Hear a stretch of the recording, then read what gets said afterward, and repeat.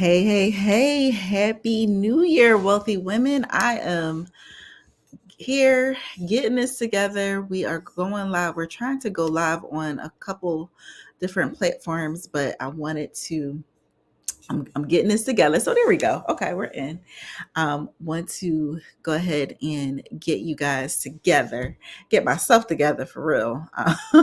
I'm getting all of this. In the new year is like there's so many changes, so many things that we can do with technology and social media. And so prayerfully, I'll be able to stream live with you all every Wednesday and help you be able to demystify this whole thing of real estate investing, buying your first home, and just kind of getting an overview of what your financial house can look like when you really take a hold of your finances. So I'm Jasmine Williams. For those that don't know, I am a realtor and real estate strategist. I coach women on how to purchase their first home and first investment property in order for them to be able to become financially whole. They're leveraging real estate in order for them to be able to get to this point.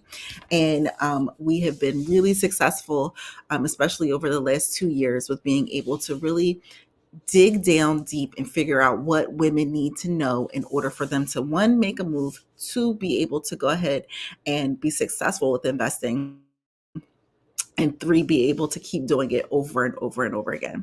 So tonight I'm going to keep it really light. A lot of us are asking the questions of, should I even buy real estate in 2024? And I am going to talk about that because there are a lot of speculation out there. There's a lot of, I don't know if I should do it. Can I do it? How do I do it? Like all of those things. So I definitely want to kind of give my take on it, but also give you the ability to kind of ask your questions in a safe environment. I've been in real estate for over 14 years. And so, with that knowledge, I have picked up some things that make sense for people. And in addition to it making sense, it needs to really be relevant to what you want. So, put your questions into the chat over on Instagram. I'm gonna be checking over here. Hey, ladies, how are you all? I'm gonna be checking in over here to make sure that I am getting all of the questions. I'm going through two different screens. I'll probably do another screen the next time that I go live. But for tonight, I'm gonna go ahead and answer as many questions as I can. I'm also going to go over for you all over on Instagram, if you haven't already, go ahead and DM, or I'm sorry, comment the word or comment 2024, or shoot me a DM with 2024, and I'll send you the template that I'm going to use tonight to be able to break this down so that you all can see how you all can get to your numbers, what you're looking to do, what your life objectives are this year. Because again, there's just so many things that are happening. And I think that we all kind of need a refresher of what's happening. So let me wave to people over here. Hey, y'all, how are you all? For sure, for sure, for sure. I appreciate you all joining in. Let me share my screen. So we are going to share the entire screen. Okay. So the first thing that we're going to do is go over this life objectives sheet. I made this for my clients because these are the steps, these are the things that you need to do in order for you to be able to figure out if real estate investing is going to be what you want to do. Even if it's you're buying your first home, you want to go ahead and do some self-assessments before being able to do this. A lot of us are kind of putting it on our list of things to do every single year. And then the year comes to a close and it's never, like, it doesn't necessarily hit home. So because I know this happens, I've talked to so many women, I've talked to so many potential home buyers, and it's just like, I just can't, or I have not, because of X, Y, and Z. And I know that's a real thing. I am for sure here to support you through that. So one of the things that I like to do is organize my thoughts so that I can be able to, one, be able to kind of hear what you have going on as a buyer, but then two, be able to say, okay, with you having this going on, I can go ahead and be able to put you together a plan. So again, if you're over on Instagram, you can comment the word or comment the numbers 2024, and my team will send you over a link to this board and you can have it. And if you're not over on Instagram, if you want to shoot me a DM or shoot me an email at hello@gremom.com, I will send you a copy of this life objective board because it's been able to help. We've already gotten about 200, I think it's like 250 downloads of this board since it came out on, I think I put it out there on Thursday of last week. So my goal is to get it at least into the hands um, of 500 people, so that then I can be able to, do these instructions. And we're also having a challenge at the end of the month for women that want to be home buyers. So this is going to be exciting. So the first thing you're going to do, like I said, is do this self assessment, right? Think about what areas in your life you want to improve.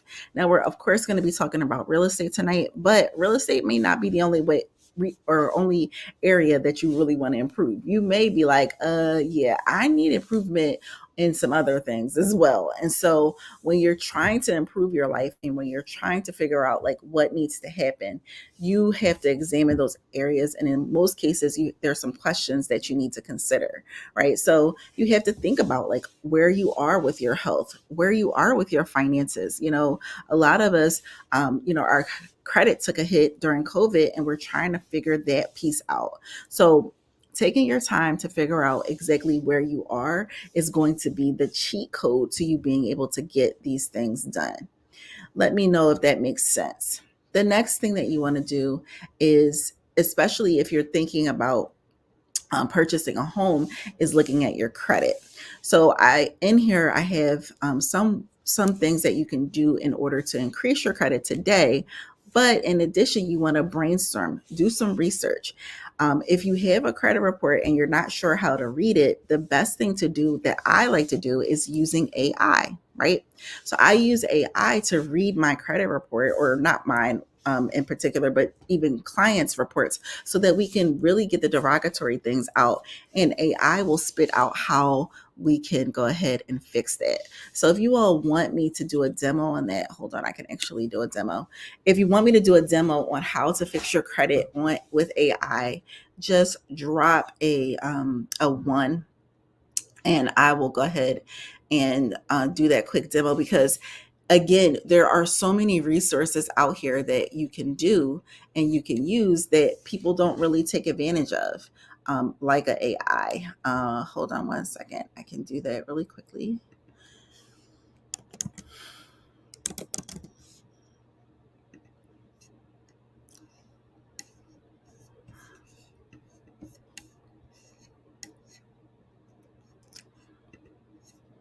While I'm pulling this up, oops. While I'm pulling this up, is there anybody who is really having any thoughts about purchasing in 2024? Are you thinking that's going to be a good idea? Let me know.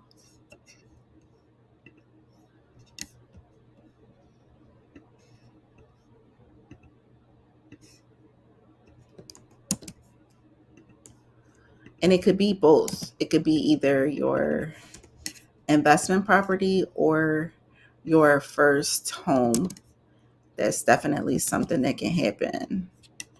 Hold on.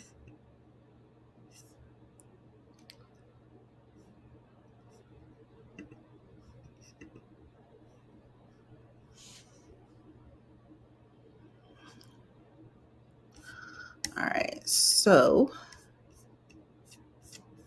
just look at this. Okay. So when you're thinking about this and looking at, let me share my screen.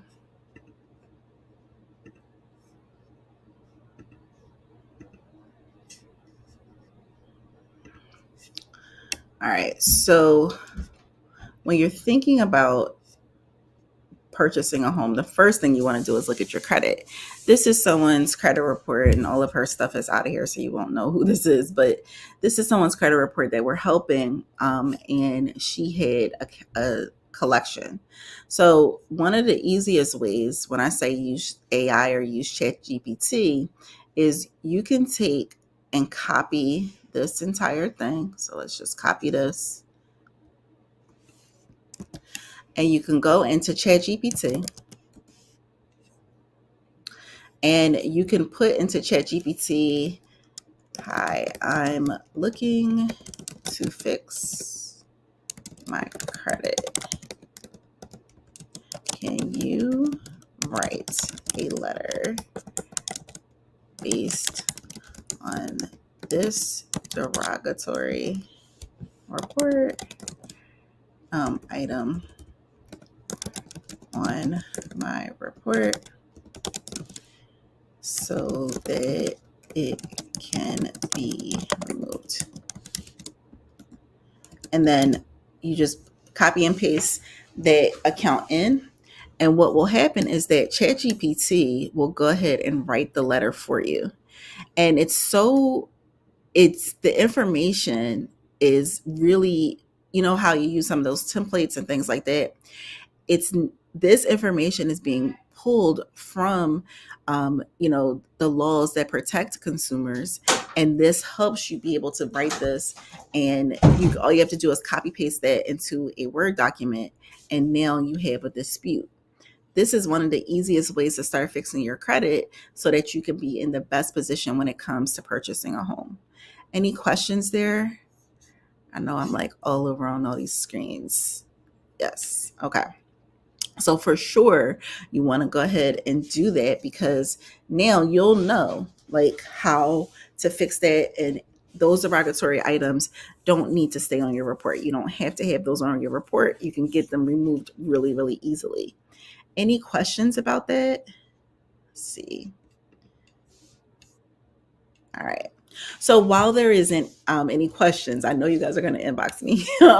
The next thing you want to do is consider your savings, right? So savings is huge. When you're purchasing a home, the savings is going to be relevant to what or how much house you're looking to purchase. So a lot of us are like, well, I want to purchase, I don't know, the the $200,000 house, right? It could be that you want to purchase a $300,000 house. Whatever it is, it's a percentage of that. So it's really hard to have like a definitive number, but I am telling buyers to save about $10,000. So when you're thinking about buying a house, even with grants. So for instance, we closed someone about 2 weeks ago, and she had two grants. She had one from the city, and she had another one from a private grant that was like an endowment. And they gave her $2,000 for her for furniture, and they gave her $10,000 towards her purchase. She only had to bring, I think it was like $1,300 to the table. And so it can happen either way.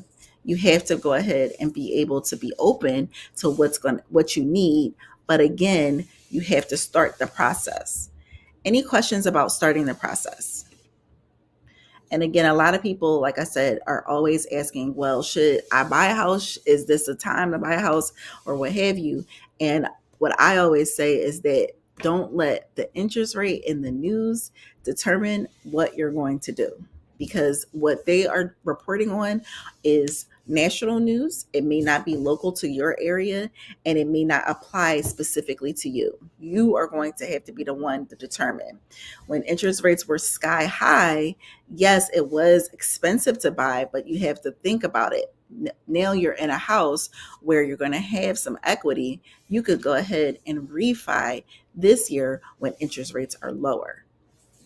The thing about now, where interest rates are now lower, you're going to see a ton of buyers enter the market, and it's going to be more competitive, and you may have difficulty finding the house that you want because you have 16 other people that are putting an offer in on the same house.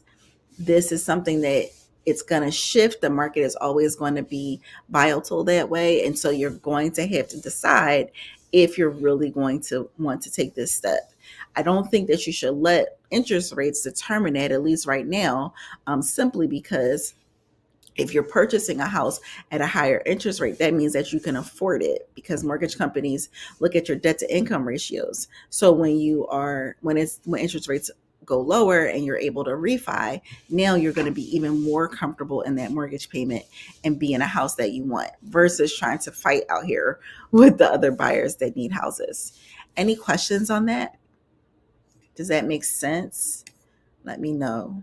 Because again, most of us are trying to figure out how we can get this done. And the fact of the matter is that you can get it done. You can get it done today, but you have to be able to take those steps, and you have to be able to say to yourself, this is the year that I'm actually going to finally get this done, and not just say, oh, well, I'm gonna put it on my vision board, right? We're having a vision board party at the end of the year, at the end of the month.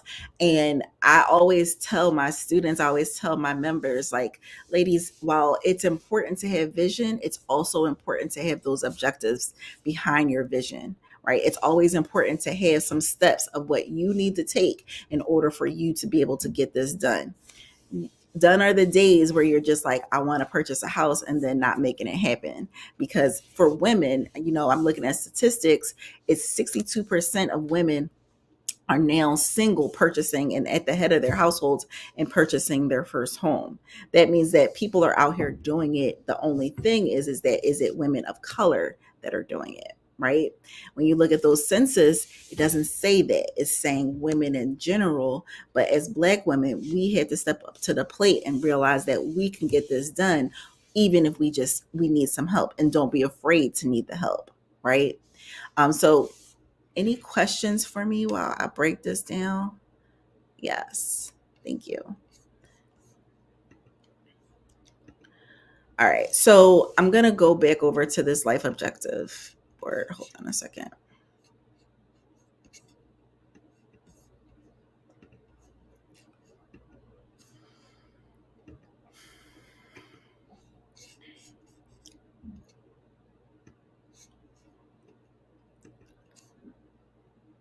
Okay.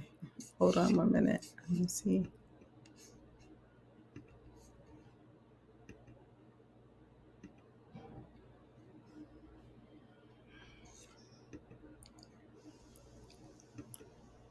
Okay. All right. So when we're thinking about this or looking at our goals, now this board, what it does is it allows you to go ahead and put together all of the objectives and things that you want to do. Whatever you want to do in your life, you have to have a plan. So when you go ahead and type out all of these objectives, then you're going to go ahead and build some habits and routines around it. So if you need to get to the gym daily, if you need to get to review your finances weekly, if you need to quarterly go ahead and get some dinners or things like that, you're going to schedule those things out, because this is how people that are successful and are high achievers are actually living their life. They live it on a schedule, and it doesn't have to mean that you're just living like a robot and you're not having any spontaneous actions in your life, because life is very spontaneous. It's just that you have a plan in place in order for you to be able to get focused.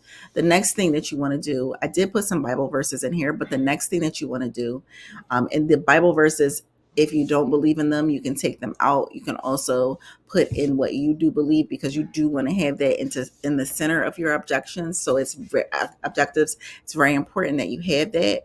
But outside of that, you want to have some people in your life that you can call on to be able to help you achieve what you're looking to achieve. A lot of us think that we have to do it alone. I hear so many people, well, I'm stuck. I don't know what to do. I don't know who to call. I need to get my credit fixed. I need a banker.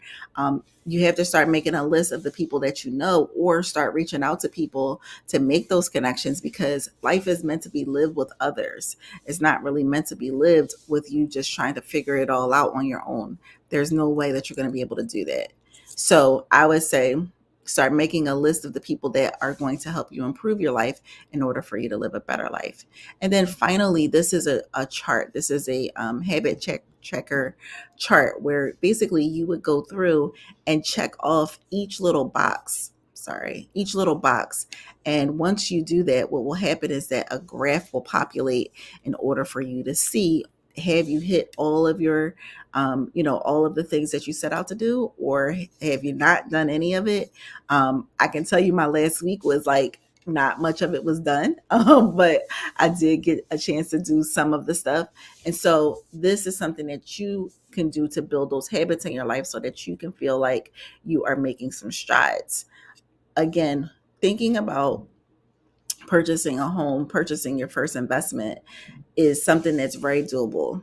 We help women all of the time, all year long, on how to get this done. But the thing about it is that they take the steps and they commit to themselves that they're going to get this done, and they put the discipline in their lives in order to make it happen. That's going to be what you have to determine if you want to do. Any questions for me? I'm sorry. We're trying out a new. You like this? I'm trying to figure out if I can even use this format, because I can't see the chat on Instagram until I come over to this. So I got to figure it out. I'm going to meet with the team and see what they think. But I enjoy this. I always enjoy going live, because it allows me to, one, teach, which is like has become a passion of mine. But two, it allows me to really be able to connect with you all, because like it's a new year and what the heck, right? So if you all don't have any other questions for me, I am definitely going to send this out. We're just going to like kind of edit this down and figure out the next steps and what we need to do to make this even more interactive. And my commitment to you all this year is to show up every single Wednesday at 7 o'clock. So that is what I'm going to keep to. And again, we're going to have a challenge at the end of the month. So please, please, please tune in for that, because that challenge is going to be able to kind of get you interactive, to be able to get these steps directly from me so that you can go ahead and execute on it. We are very, very serious about you all being able to do this. And if you need help, or if you're trying to purchase a home in these next couple months, please, please, please shoot me a DM. Let me look at your situation. I'm going to ask you some questions, and then I can put together a plan for you so that you can go ahead and execute on it. I will talk to you all next week, and I'll check in. Talk to you soon.